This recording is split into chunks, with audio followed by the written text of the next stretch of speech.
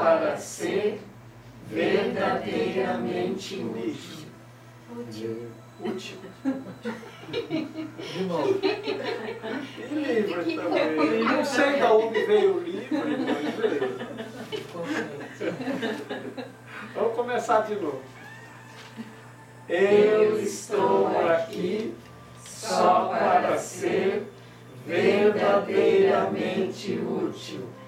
Eu estou aqui para representar aquele que me enviou.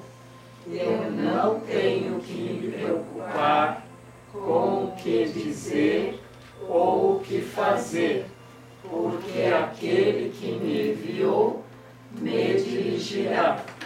Eu estou contente em estar aonde quer que ele deseje, sabendo que ele vai comigo.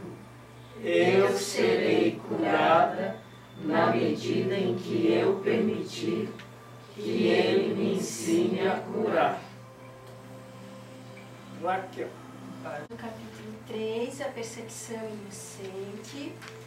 No subcapítulo 7, criar versos autoimagem. Terceiro parágrafo, página 53. Já discutimos a queda ou a separação anteriormente, mas o significado disso tem que ser compreendido de forma clara. A separação é um sistema de pensamento bastante real no tempo, embora não na eternidade. Todas as crenças são reais para aquele que acredita. O fruto de apenas uma árvore foi, entre aspas, proibido no jardim simbólico, mas Deus não poderia ter proibido ou não teria sido comido.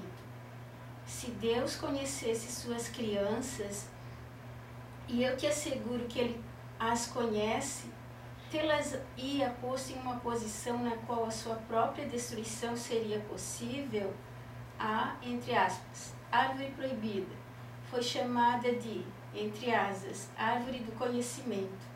No entanto, Deus criou o conhecimento e deu livremente as suas criações. O simbolismo aqui tem recebido muitas interpretações, mas pode ter certeza de que qualquer interpretação que veja Deus ou suas criações como se fossem capazes de destruir seu próprio propósito é um erro. Olha, me parece que, como sempre, né, está fazendo uma reinterpretação das crenças que a gente tem da leitura, né, clássica da Bíblia. E se o livro do Gênesis foi escrito mesmo por Moisés, a interpretação que foi dada é uma interpretação a partir do ego, né? É uma interpretação humana e não divina, de que Adão foi enganado pela Eva, que a Eva é uma pérfida, que o machismo vem para bater nas mulheres. Deixa eu completar um pouquinho. E que essa interpretação é equivocada. E viva Jesus! Na perto da minha casa tem uma igreja evangélica. E alguém foi lá no muro, de fora a fora, escreveu: Jesus é comunista. No dia seguinte já estava tudo limpo. Que é tudo em comum para todos. Claro, claro. É o bem comum para todos, é conhecer comunismo. A ideia do comunismo é essa. Né? Esse simbolismo que está no livro do Gênesis, ele explica aqui que é um simbolismo. Que o símbolo, ele dá margem a incontáveis interpretações.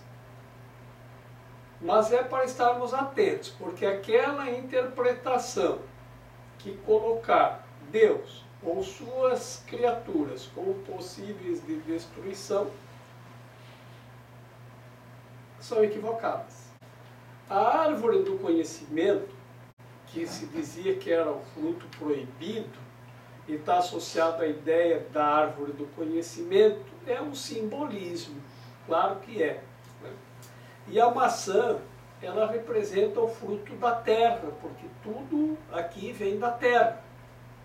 E a maçã representa o fruto que vem da terra.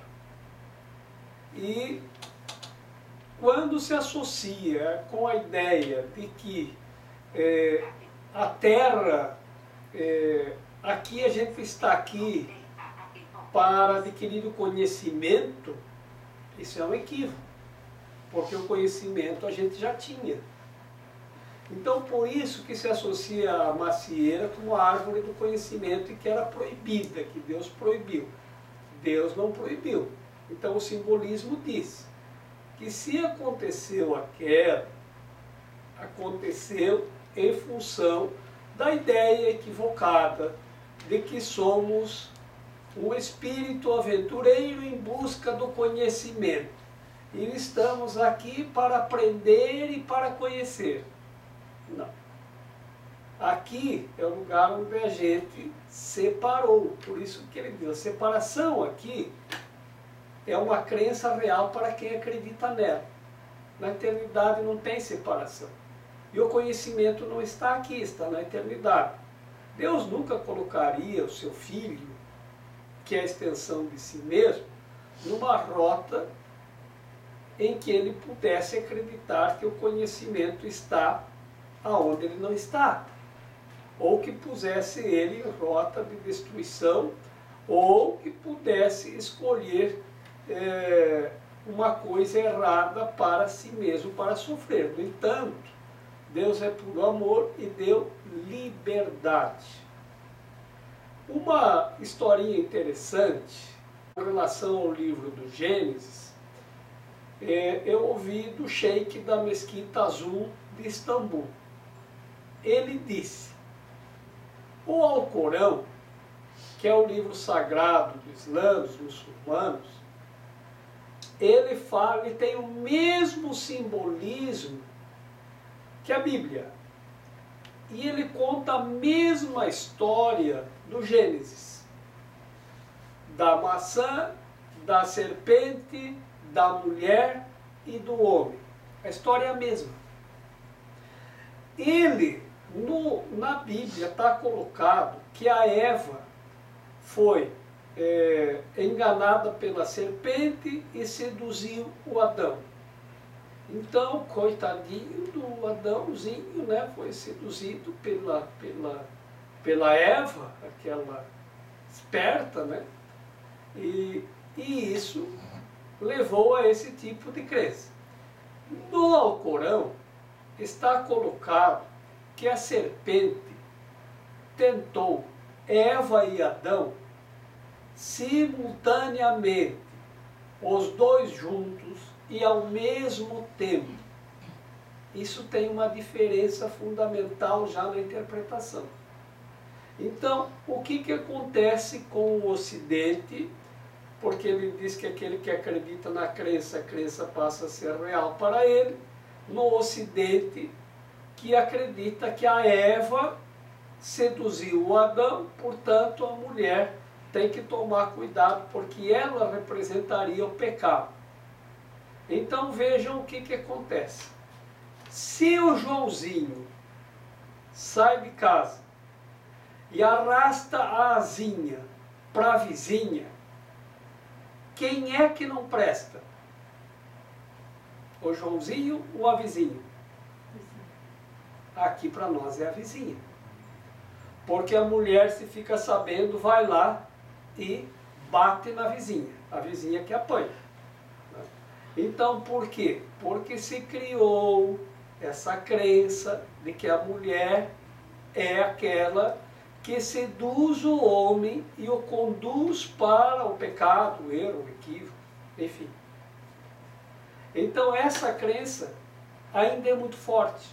Eu ouvi muitas histórias dessas. Ouvi muitas vezes dizer que a mulher convidou umas amigas e foram lá bater em alguém, numa outra mulher, porque ela estava se insinuando para o marido. A mulher é que é vou dizer aqui nesse caso, vou usar a palavra, a pecador. O marido, tal qual o Adão, esses dois inocentinhos, né, foram seduzidos pela Eva. mas ela me seduziu. Né? Então, neste caso do Alcorão, lá não tem essa crença.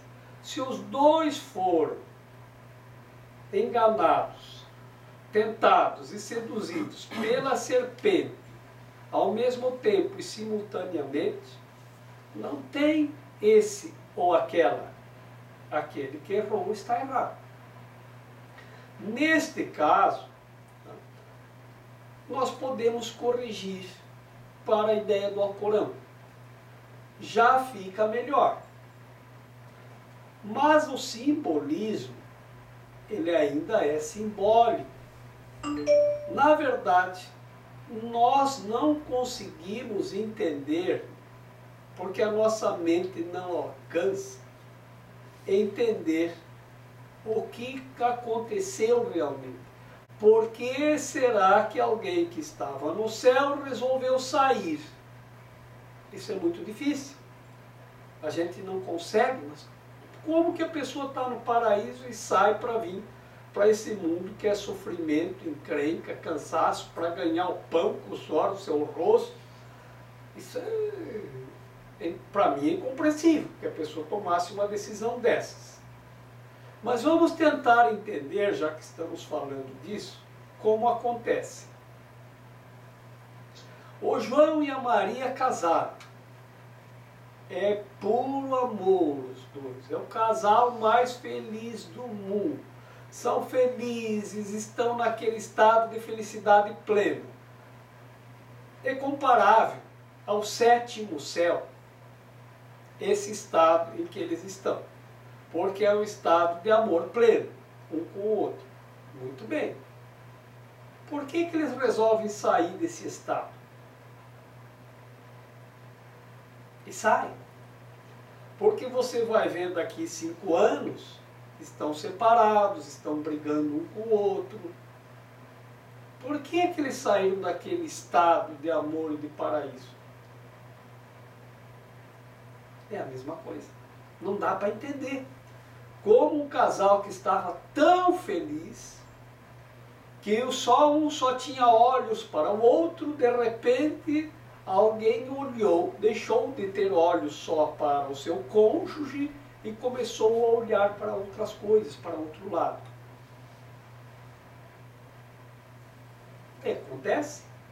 Então, outra vez, nós podemos pensar como é essa separação.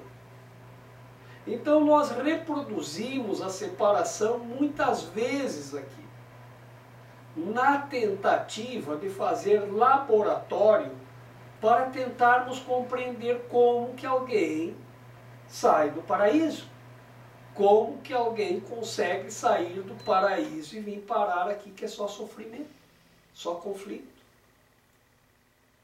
Mas as pessoas saem. Mas Deus não proíbe a pessoa de sair. A pessoa sai porque cai na tentação. Olha para um lado e cai na tentação.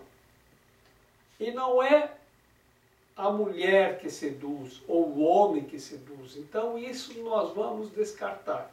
Porque a mente do homem e da mulher é igual. Os corpos é que são diferentes. Mas a mente é a mesma. Quando se diz é uma única mente, isso significa dizer que não tem mentes diferentes. Tem padrões de comportamento diferentes e crenças diferentes.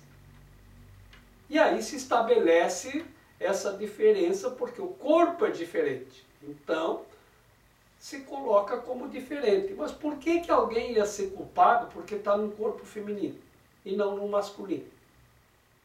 Por que alguém que está num corpo masculino é inocente e quem está num corpo feminino tem a culpa? Isso é incompreensível. Isso vocês descartam. Então não tem essa ideia. Tá? Então isso, o que pode causar a separação?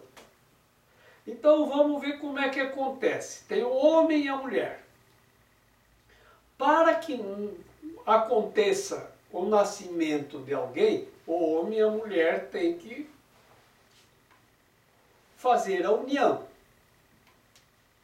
Então, une o óvulo ao espermatozoide. Vamos chamar de união isso, né? E aí, você tem o bebê. O bebê, ele não está unido à mãe, mas ele está integrado. De certa forma, está junto. Mas não está unido porque não é a mesma coisa. Unido é quando é a mesma coisa, você não separa. Mas o bebê está separado lá no ventre materno. Ele e a mãe não é a mesma coisa. São dois corpos.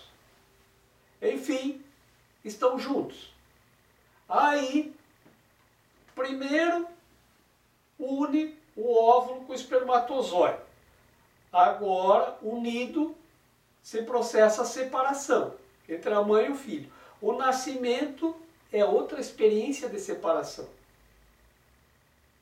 Para nós compreendermos como que acontece a separação, que nós não entendemos.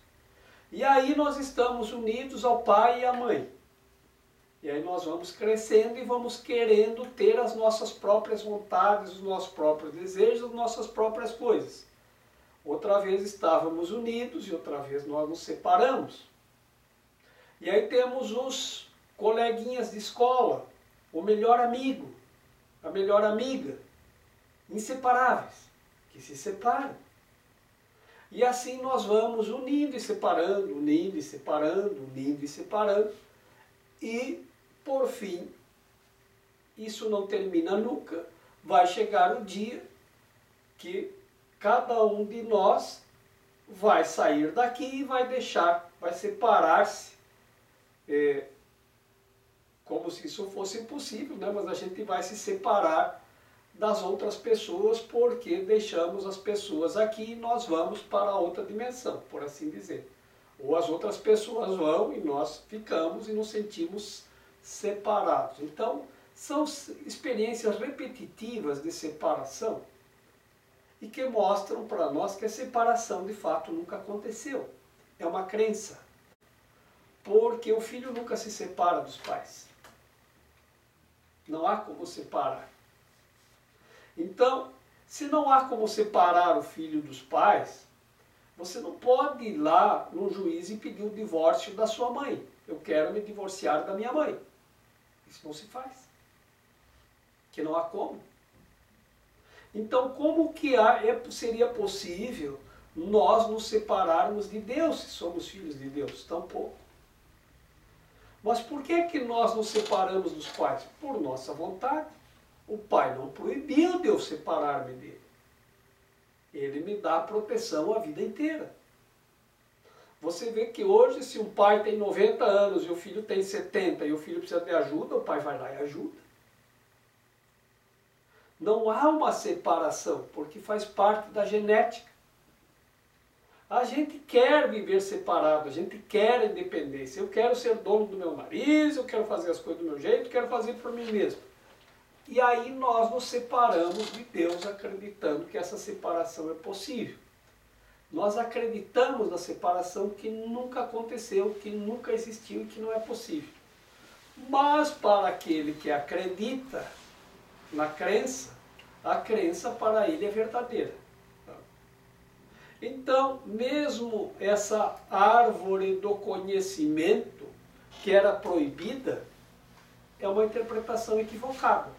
Porque o conhecimento se tinha.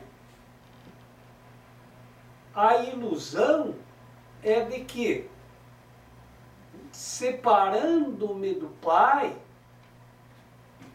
eu ia ser poderoso. É isso que eu achava.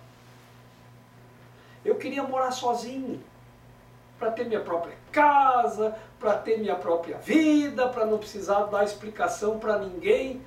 Gente, como eu queria ter meu pai aqui agora, para caminhar na mão dele. A gente tem que explicar para o governo o que faz com o dinheiro, de onde veio o dinheiro, a gente tem que explicar para onde vai, de onde veio. A gente tem que explicar tudo para todo mundo. Para onde está indo, o que está fazendo, o que não vai fazer. Era melhor andar na mão segura do meu pai, que eu não precisava explicar nada. Ele me conduzia. Eu não me preocupava com aluguel, não me preocupava com alimentação, com roupa, com nada. Ele me dava tudo. A minha independência me custou muito caro. E eu nunca me senti tão preso como estou agora. Livre eu era quando eu andava segurando a mão do meu pai. Então, eu estou aqui para ser livre. Verdadeiramente livre. Agora eu vou dizer de onde veio essa palavra durante a nossa meditação. Porque nós nos enganamos pensando que vamos alcançar a liberdade. E nós vamos ficando presos por tudo quanto é coisa. Quando eu andava na mão do meu pai, e eu dizia, pai, posso ir ali? E ele dava o dinheiro e dizia, vai meu filho. Agora, eu quero ir e não posso. Porque eu estou preso a um monte de situações, de responsabilidades, de coisas para fazer, de tudo. Então, esse verdadeiramente livre é nos libertarmos destas crenças de que estamos separados de Deus. E que Deus pode ter proibido o conhecimento, que é um equívoco, porque o conhecimento é nosso, Ele nos deu e nós nunca o perdemos. Ele não pode proibir. O conhecimento, Ele nos deu, é nosso e nunca o perdemos. Nós apenas trocamos o conhecimento pela ilusão de que aqui nós vamos aprender muita coisa, que nós temos que aprender com tudo que tem aqui, que aqui nós estamos. Este aprendizado que nós achamos que é aqui nesse mundo, aprender a ser engenheiro, aprender a ser médico, aprender a ser mecânico de automóveis, mecânico de avião, construtor de prédios. Eu vim aqui para aprender isso por quê?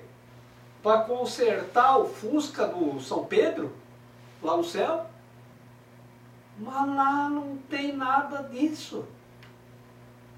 Então isso só vale para estarmos aqui. Se isso só vale aqui, por que eu viria do céu para aprender isso aqui? Isso aqui não vale nada. Só vale para aqui, enquanto eu estiver aqui.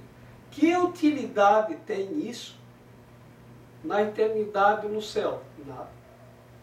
A única coisa que temos que aprender aqui é que tudo que aprendermos aqui, para aqui, não tem valor. Mas pode ter utilidade se utilizarmos tudo que tem aqui para aprendermos o que aconteceu na separação e assim desfazermos a nossa crença na separação. Quando desfizermos a crença na separação, voltamos ao conhecimento que é nossa origem e que é a nossa realidade. Porque isto aqui não é. Aqui a gente precisa trabalhar, precisa.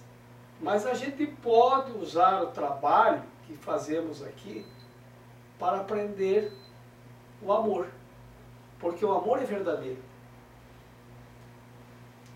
O resto não tem utilidade. Então, se aprendermos a fazer aquilo que fazemos com amor perfeito, então nós estamos aprendendo. Então você está usando o seu trabalho e no trabalho você tem que aprender a ser amoroso. Naquele trabalho que você faz, não importa qual seja. Ser amoroso com tudo e com todos. Aí você está aprendendo. E esse é o aprendizado que temos que fazer, porque esse é o aprendizado do caminho para retornar. Isso vale. Então, veja, qualquer crença que você possa ter a respeito do simbolismo do Gênesis, que coloca Deus como aquele que expulsou o seu filho do paraíso, ou que colocou no paraíso a árvore da tentação, e dizendo não vai ali que aquilo ali é proibido. Mas qual pai que faria isso com o filho? O caminho para retornar. Isso vale. Então, veja, qualquer crença que você possa ter a respeito do simbolismo do Gênesis, que coloca Deus como aquele que expulsou o seu filho do paraíso, ou que colocou no paraíso a árvore da tentação, e dizendo não vai ali que aquilo ali é proibido. Mas qual pai que faria isso com o filho? É aquele que não tem muito. Não tem nada a ver isso. Porque ele é o mesmo que colocar o filho numa situação de risco.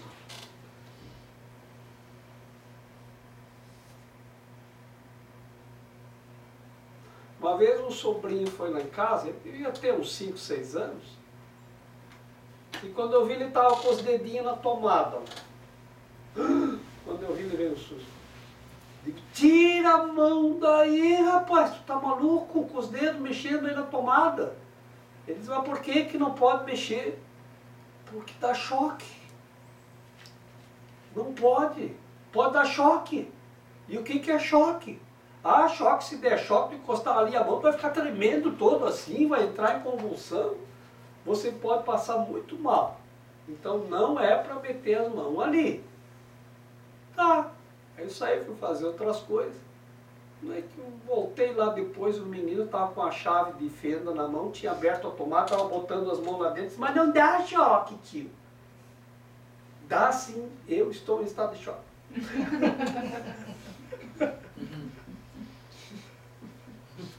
Então, como é que a gente vai botar para alguém que a gente ama, vai colocar uma coisa ao alcance dele que pode oferecer perigo? Você dizer para não mexer ali é a mesma coisa que dizer, mexe. Você sabe como são as crianças, vocês já foram crianças. Não põe a mão ali, aonde que a gente vai botar a mão? Ali. Então, vou plantar uma árvore no paraíso e vou dizer, não comam dessa fruta. Aí vai vir a serpente e vai dizer, ó, Deus não quer que tu coma, porque senão tu vai ser muito poderoso. Você vai ser mais poderoso que ele, tal, qual, ou mais, sei lá. É a mesma coisa que plantar a tentação. Deus não ia plantar a tentação na mente de ninguém. Mas ele deu liberdade para todos nós fazermos o que quisermos. Ele nos criou totalmente livres. Você pode até fazer errado. Você tem liberdade para isso se quiser. Ele não se opõe. Mas quando o erro aconteceu, ele criou o meio para desfazer o erro. Imediatamente. Que é o perdão. Se você conseguir fazer a reparação, a correção e o perdão, pronto. Então, isso já está resolvido. Basta a gente querer resolver. A serpente, ela tem uma simbologia, é igual também, né? Que é a simbologia da energia sexual. Que é a serpente que vai e sobe, né? E depois, posteriormente, é a energia também que eles chamam a Kundalini, né? Que você usa essa energia para iluminar a mente. Então, que quando chega a esse estado de compreensão, essa energia sobe e vai iluminar a tua mente. E alguns chamam o processo da Kundalini, que é uma coisa que não se provoca, que acontece de acordo com a espontaneidade da situação que está conduzindo. Então, a serpente tem essa simbologia. Mas ela também significa o domínio sobre a sexualidade. Por isso que você vê lá os faraós, eles têm uma serpente na cabeça. Vem a serpente e passa na cabeça. O Buda tem esse mesmo simbolismo da serpente. Krishna também, as imagens hinduístas também têm a serpente que representa o domínio da sexualidade. E com a sexualidade representa o domínio das emoções, dos instintos e o retorno ao amor. Então, quando vocês verem uma imagem, ela tem um simbolismo. Você vê que aquela imagem tem uma serpente sobre a cabeça, assim, né? Então tem esse simbolismo. Tá? De que a pessoa dominou. E essa energia passa, ao invés de representar o perigo, passa a representar a proteção. Então, representa, de certa forma, a energia. É o mesmo. E a maçã também, o mesmo simbolismo, é o fruto da terra. Que a pessoa agora tem que se alimentar do fruto da terra. Porque separou em corpos. E antes eram só mentes. Tanto que eu acho que quando o corpo ficar, não tem mais que alimentar o corpo. Porque só a mente é eterna. O corpo é que fica por aqui mesmo.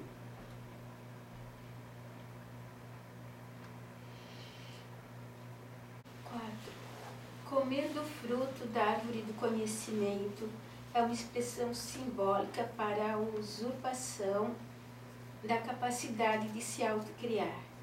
Esse é o único sentido no qual Deus e as suas criações não são co-criadores. A crença em que o sejam está implícita no autoconceito ou na tendência do ser de fazer uma imagem de si mesmo.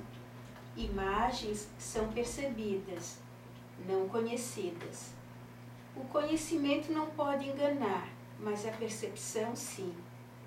Tu podes te perceber como se estivesses criando a ti mesmo, porém não podes fazer mais do que acreditar nisso. Não podes fazer com que isso seja verdadeiro.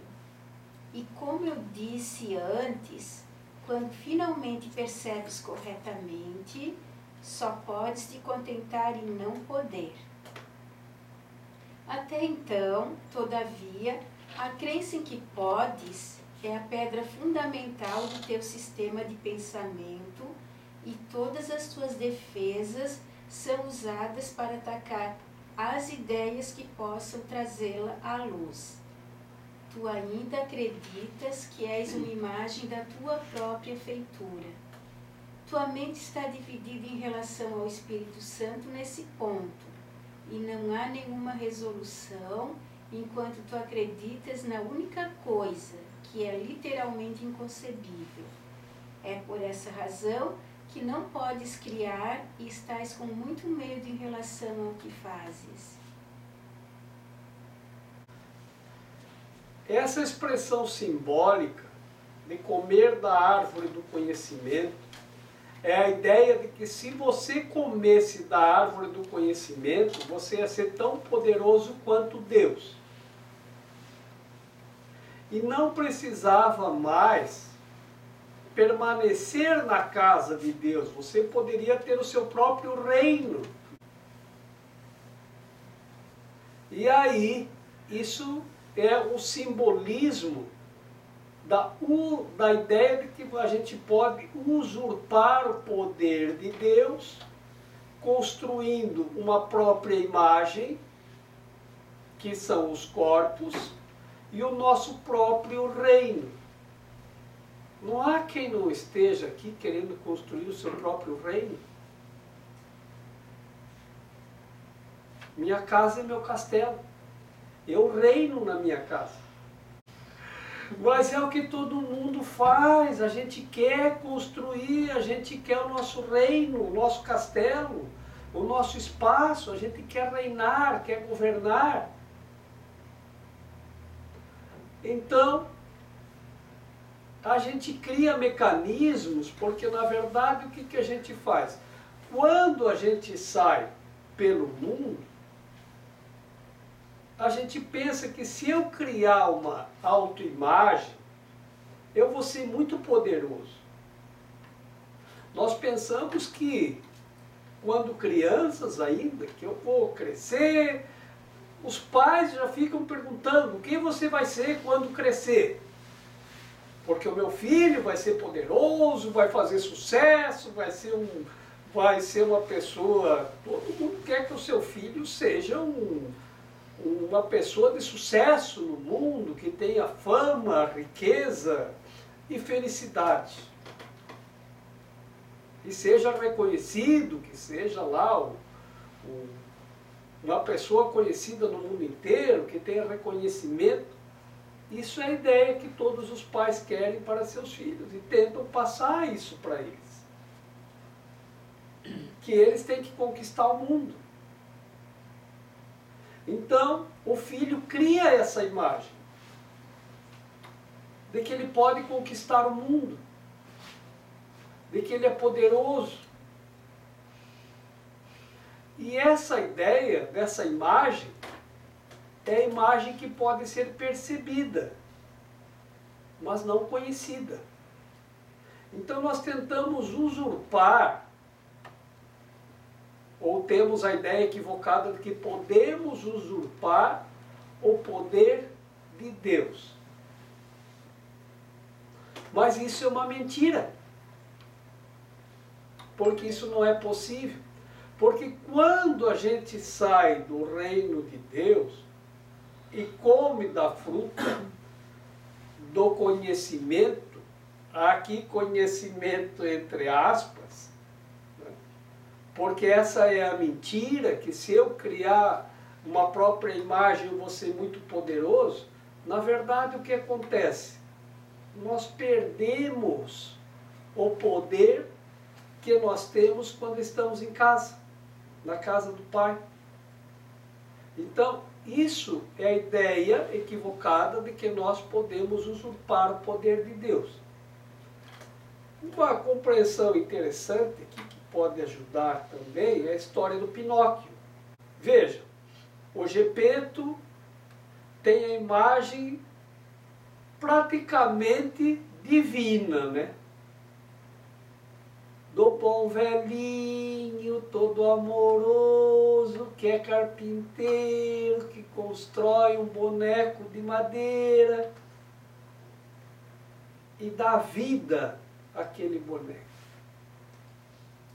Compartilha a sua mente, estende a sua mente para o boneco. O boneco, ao sentir-se com as capacidades do Gepeto, porque o Gepeto estende a sua mente para ele, passa a tirar a energia mental da mente do Gepeto, tira da mente do Gepeto, por isso mentira, e passa a viver essa mentira de que ele é o criador de si mesmo e de sua própria existência, de sua própria vida, e sai andando sozinho por este mundo. E por onde ele anda, cada vez mais aumenta a mentira, e a cada mentira cresce o nariz. O nariz é o símbolo do ego, em todo mundo, sempre foi.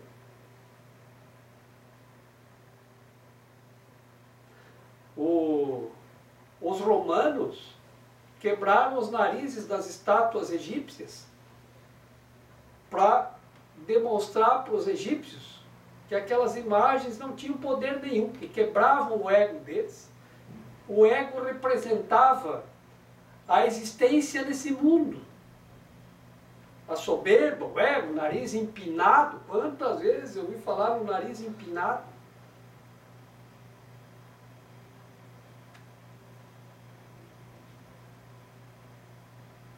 E o ego, ele tem uma força, não duvidem. Ele cria um poder de atração muito grande. Um dia eu estava andando na rua e passou o governador.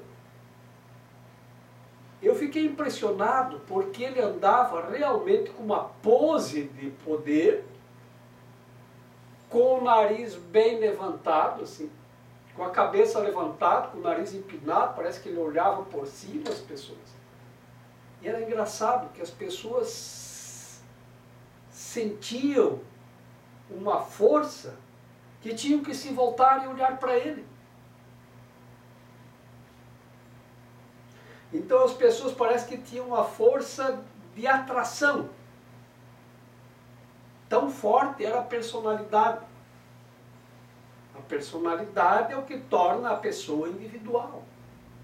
A crença no poder de si mesmo, no poder de sua imagem e de que a pessoa é muito poderosa. Isso cria um campo de atração. Não havia quem não se voltasse para olhar ele passar. Parece que o pescoço olhava sozinho para a figura. Era atraído por aquela imagem. Então, esta imagem do Pinóquio representa exatamente um aspecto simbólico de como acontece a separação. De como Deus criou o seu filho e estendeu a sua mente, e de como o filho, em um momento de loucura, acreditou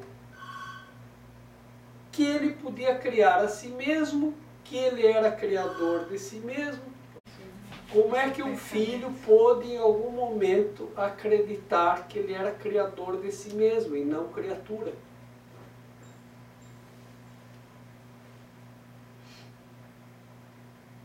E essa é a história do Gepeto e do Pinóquio. Quando o criador dessa história criou a história do Gepeto e do Pinóquio, ele não criou isso para criar uma fábula, para fazer criando uma historinha para contar para a criança dormir. Como todas as fábulas, elas foram criadas para despertar adultos e não para fazer criança dormir. Embora também funcione, né? A criança, conta uma historinha para eu dormir. A gente vai lá e conta uma historinha. Essa do Pinóquio é boa. Né?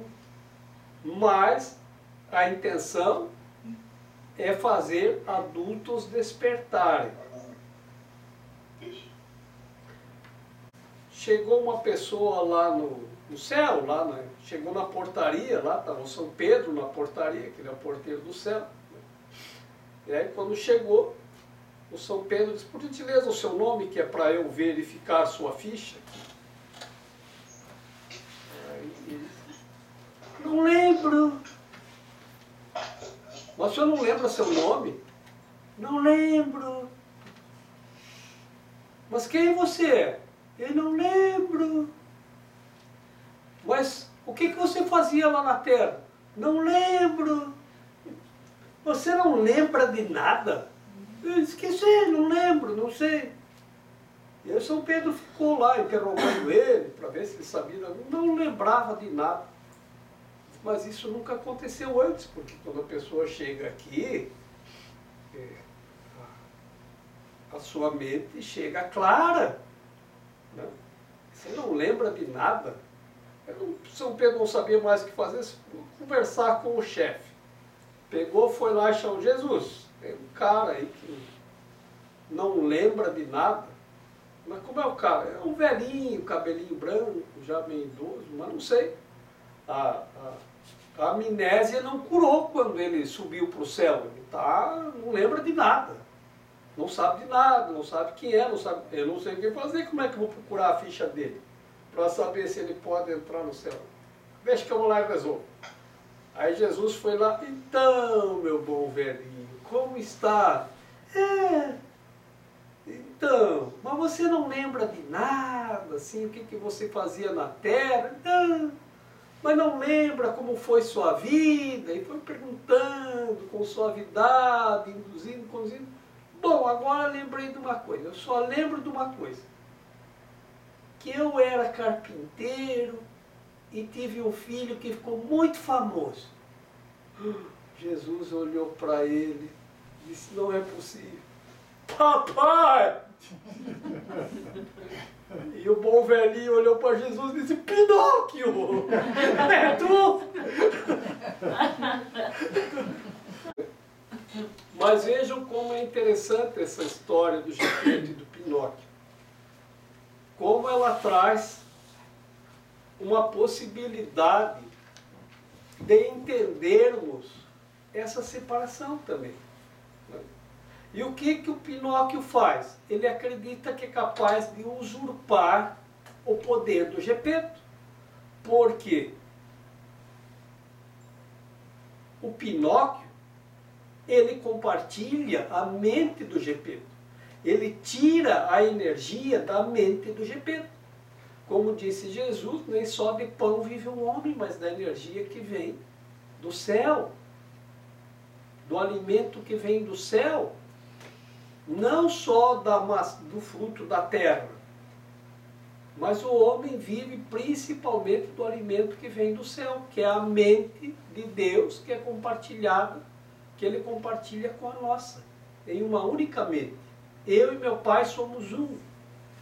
Então, o Gepeto e o Pinóquio são um.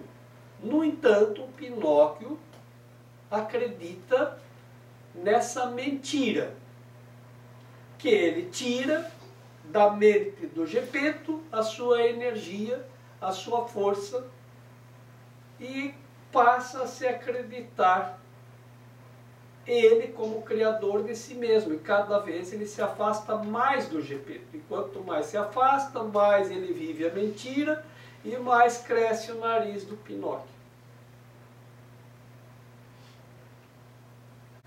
Quando eu vi essa historinha, quando eu era criança, me contaram que a historinha do Pinóquio e que cada mentira que ele contava crescia o nariz, que se eu mentisse ia acontecer comigo também. Aí a gente andava com a mão assim, né? A gente mentia, mas não deixava o nariz crescer, ficava segurando. Então vocês vejam como é a ideia equivocada que nós temos de que podemos usurpar o poder de Deus. Na verdade, não podemos. Então, nós criamos mecanismos para criar o nosso reino de acordo com o nosso desejo de que as coisas sejam. Mas ainda queremos reconstituir aqui o reino. Quando estou com Deus, como eu e meu Pai somos um, nós somos co-criadores. Quando eu me separo de Deus, eu passo a acreditar na minha imagem e por eu ser capaz de criar uma imagem para mim mesmo ou acreditar que isso é possível, eu deixo de ser co-criador com Deus. Porque eu passo a acreditar nas minhas próprias criações. Naquilo que eu crio. E dou esse nome para as minhas criações, para as minhas criaturas, para as minhas crianças. É aquilo que eu criei. A palavra criar, ela é mais adequada para Deus, porque aquilo que é criado é para sempre. Quando eu sou co-criador com Deus, as minhas criações são eternas e para sempre. Quando eu uso a palavra criar a partir de mim mesmo, eu utilizo a mesma palavra em semelhança com o que é co-criar com Deus para fazer as coisas de acordo comigo mesmo. Então, nesse estado, não somos co-criadores com Deus. Estamos criando em separado. E a palavra criar, nesse caso, não é a mais adequada. Por quê? Porque vocês já ouviram muito dizer que aqui nada se cria. Aqui tudo se transforma. Então, como que eu posso dizer que eu criei essa sala onde nós estamos? Isso aqui não foi criado.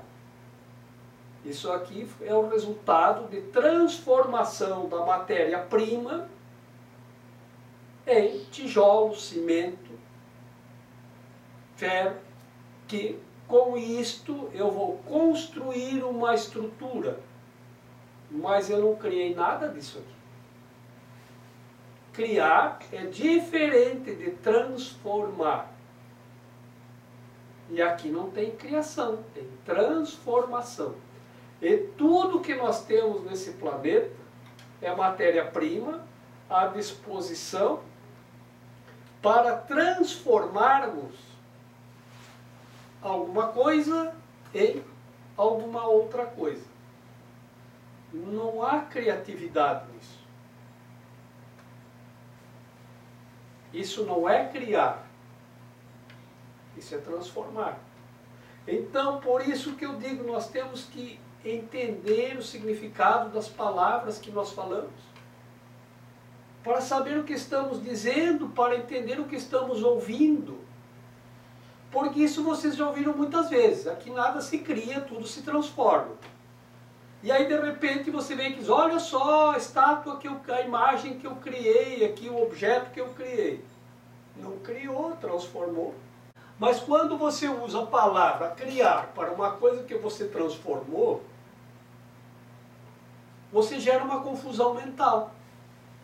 Porque você sabe o que é criar e você sabe o que é transformar. E você sabe que aqui nada se cria, tudo se transforma. E aí daqui um pouco as pessoas estão com uma confusão mental tão grande que parece milhares de nós na cabeça,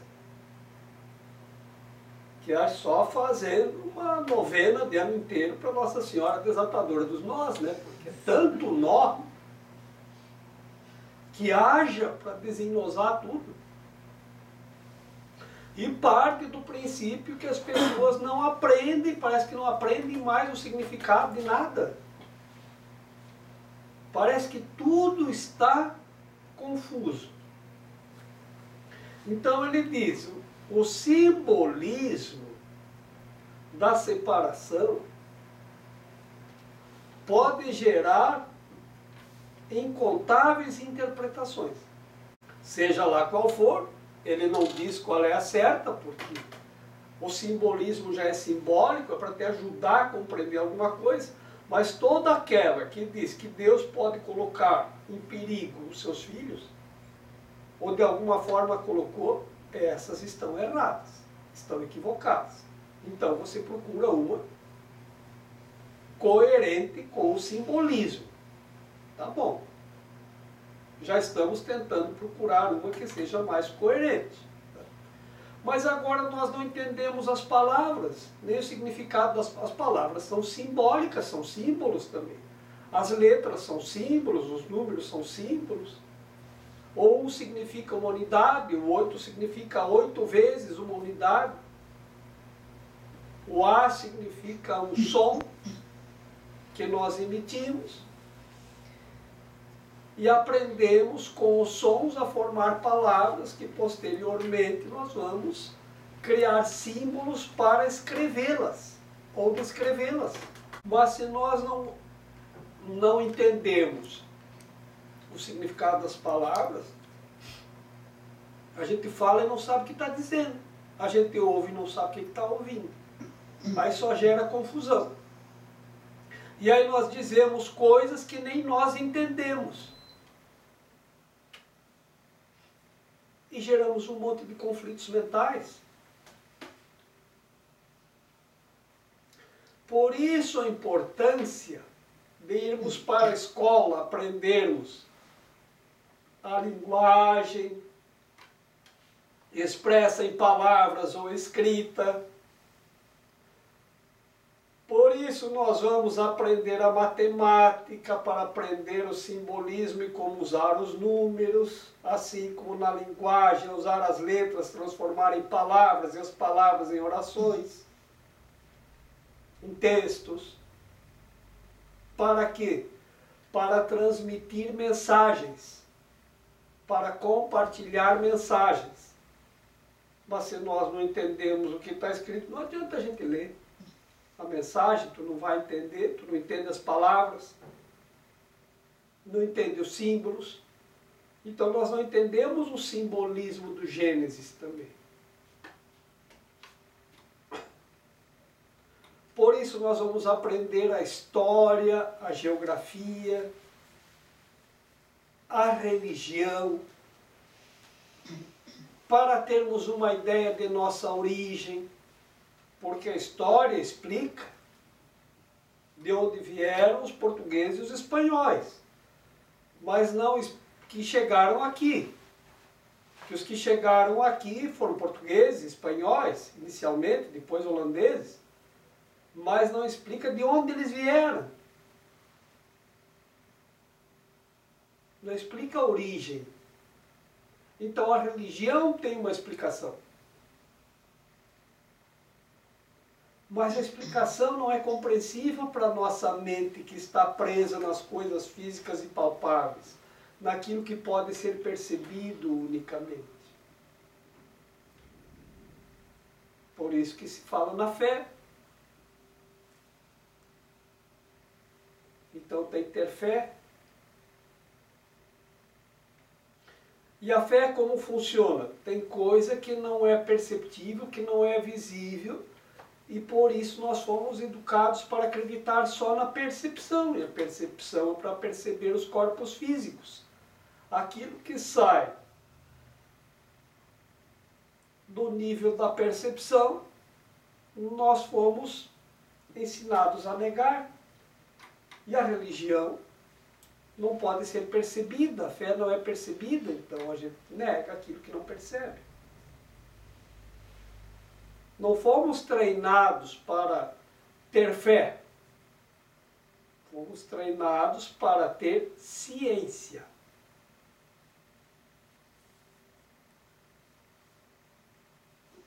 A fé, quem nos treina para ter é a religião. Mas ela trabalha com muitos símbolos. A ciência também. Então, por isso que o Gênesis é difícil para a gente compreender.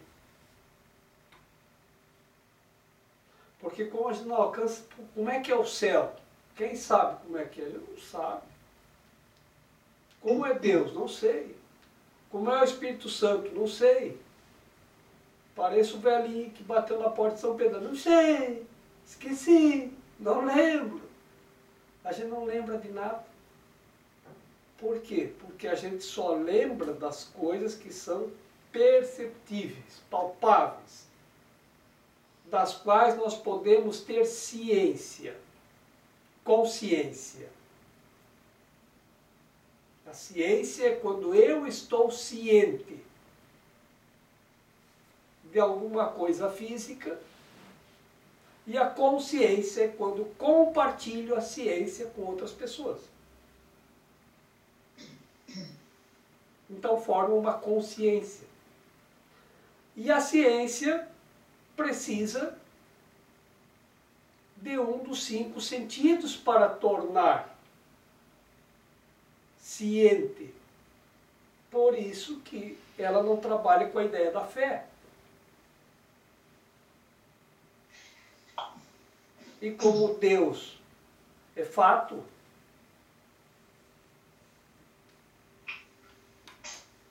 mas não é perceptível, fica difícil para entendermos isso.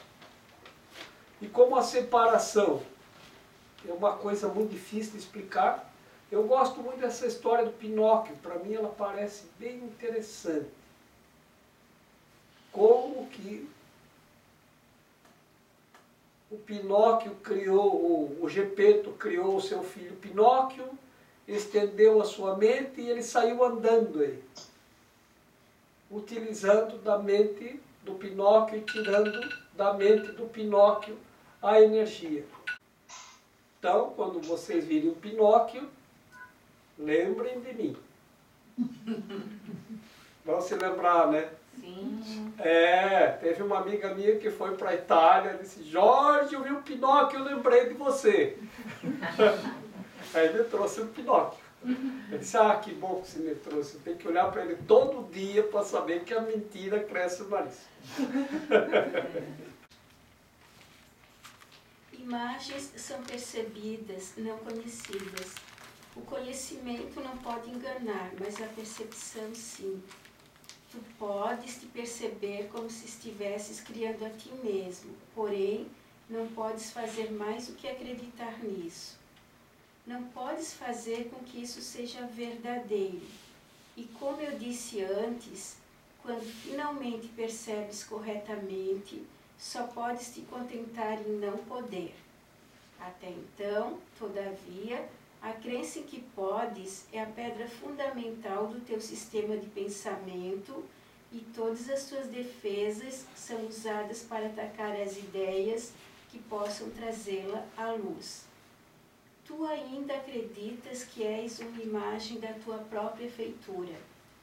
Tua mente está dividida em relação ao Espírito Santo nesse ponto, e não há nenhuma resolução enquanto tu acreditas na única coisa que é literalmente inconcebível.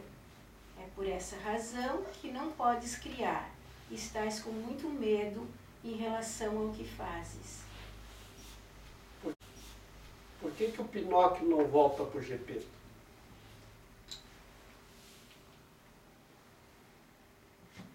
E cada vez se afasta mais. Está envergonhado. Medo, né? Medo da sua aprontada que fez. Né? E durante o percurso da história dele, ele é seduzido por assaltantes, depois ele é assaltado, né? Ele é sequestrado, vamos dizer assim. Sempre no caminho errado. Ué, mas ele veio para o Brasil? Ixi, ele gerou um monte de filho. Realmente, porque ele se dizia que ele anda em más companhias. Né? Ele começa a andar em más companhias que levam ele para os maus caminhos. Começa a ser iludido, né? É assim mesmo. Eu estou aqui só para ser verdadeiramente útil. Eu estou aqui para representar aquele que me enviou. Eu não tenho que me preocupar com o que dizer ou o que fazer, porque aquele que me enviou me dirigirá. Eu estou contente em estar aonde quer que ele deseje, sabendo que ele vai comigo. Eu serei curada na medida em que eu permitir que ele me ensine a curar.